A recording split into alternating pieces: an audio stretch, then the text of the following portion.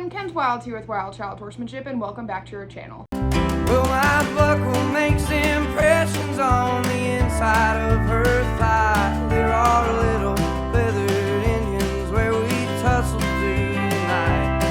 In the Colt Starting Prerequisites series, we show you guys 10 behaviors that every single horse should know. We call them the Colt Starting Prerequisites because we make sure that every horse knows these before we put their first rides on them. However, this is just a solid groundwork foundation that every single horse, whether they're just babies or they're adults that already know how to ride, these are things that every single horse should know. We show you guys how to teach a horse these behaviors, and we use a variety of different horses at Wild Child to do so. So I hope you guys all enjoy this series, and don't hesitate to let us know if you have any questions, comments, or concerns. In this episode, we demonstrate how to teach an equine to stand tied, starring one of our clients, Brownie the mule. To begin, why is standing tied an important groundwork behavior? Number one, standing tied is a very common behavior. Your horse or mule or whatever equine you might have is going to have to stand at hitching posts, fences, trailers. They're going to have to learn how to stand tied at some point, so it's important to make this a behavior that you do immediately.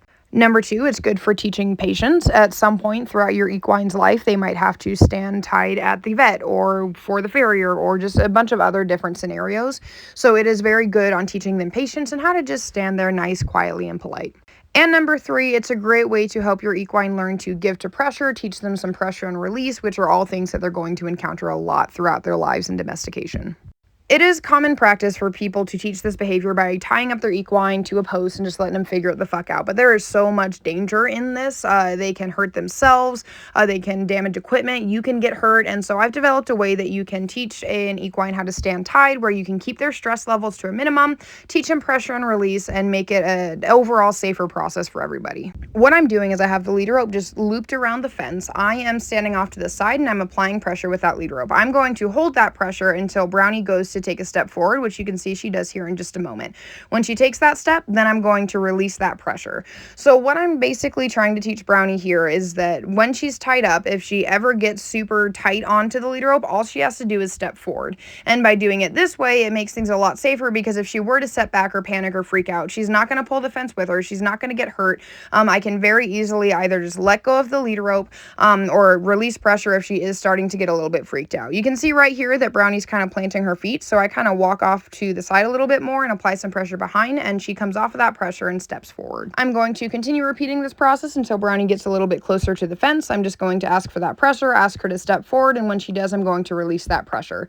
The next step is I'm going to keep that lead rope looped around the fence, and I'm going to walk up to Brownie and try to pet her shoulder. Sometimes with horses or mules or equines that don't really have much experience with this might lead them to setting back, and I don't want Brownie to set back. So I'm just going to hold that pressure on that lead rope.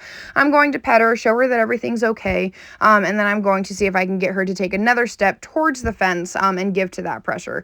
Again, really all I'm doing right here is I'm showing Brownie that if she's standing tied and for some reason there's pressure on the lead rope, don't panic, don't freak out. All you got to do is step forward, give to that pressure, and then you won't have any tension on the lead rope anymore. Sometimes I do still have to apply some pressure behind her, but ultimately I don't want to stress her out. I don't want her to set back or freak out. I just want her to learn that all she has to do is step forward towards the fence and everything will be just fine. You can start having other people approach the equine while they are standing tied. You can see right here my boyfriend comes up to start giving her some love and attention.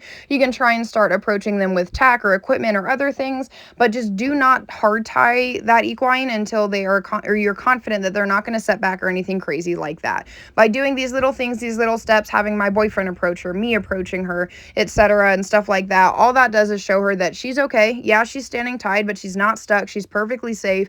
Things can walk up on her and there's no need to panic.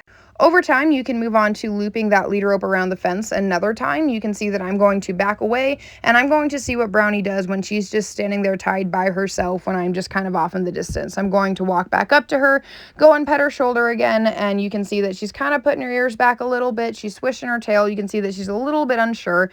I'm going to pet her on the shoulder, and I'm going to walk away again. Now, if Brownie were to set back or freak out or anything, all that's going to happen is she's going to pull that lead rope loose. She's going to pull it off of the fence, or she's going to start pulling, realize that, that there's pressure, and she's going to give to that pressure and walk towards the fence again. She's not panicked. She's not freaked out. So I'm just taking this time to walk away and approach her, and just let her stand tied and kind of get a feel for what it's like to just stand there for a moment. Now I exit the round pen. I'm sitting right outside, and I'm just going to watch Brownie closely. If she starts to freak out or panic, I'll reach forward and grab that lead rope and try and do some pressure and release. You can see that she's kind of looking around. Again, she's swishing her tail. She seems more curious about it now more than anything else. She doesn't seem too freaked out. Her hind legs cocked.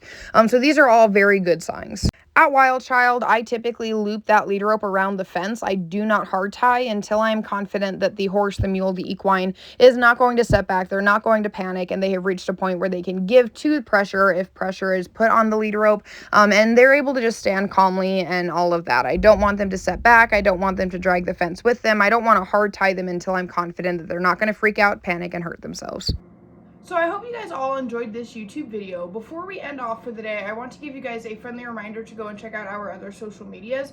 We have Facebook, we have Instagram, we have TikTok, we have a bunch of random stuff out there, so definitely go check it out. You can find the links to all of that on our website, which we'll put in the description. We also have several books on the shelf that I highly recommend you guys go and check out, all on different equine related matters. We also have a podcast out there that discusses the life lessons horses have to teach us, as well as a merch store. And if you take a picture of you wearing our merch, then we'll send you a discount on your next order. We are also a sponsored writer for Jeweled and Tooled Custom Leathers, and they make a big portion of the tack that we use on a daily basis. And if you use the discount code WILDCHILD2025, you will also get a killer fucking deal. And last but certainly not least, I want to remind you guys that all of the content you see, all of the videos that we have, are purely funded by myself. I like to offer these at absolutely no cost to you guys because I truly just want to educate and help create a better world for the horses we all love so much. However, if you would like to financially help or support the sanctuary horses or the things we need to make these videos, or the horses that we rescue and rehabilitate, I have a list of different ways that you can donate. We are not a registered nonprofit. We are just an LLC trying to make ends meet and continue making a better world for the horses and helping horses in need. So if you feel inclined to donate to any of those, please do so. All of the proceeds from our merch and our books and all that fun stuff as well also go to supporting the sanctuary horses and helping us help more horses in need. So stay strong, stay true, stay wild. Thank you guys for your support, and we'll see y'all next time.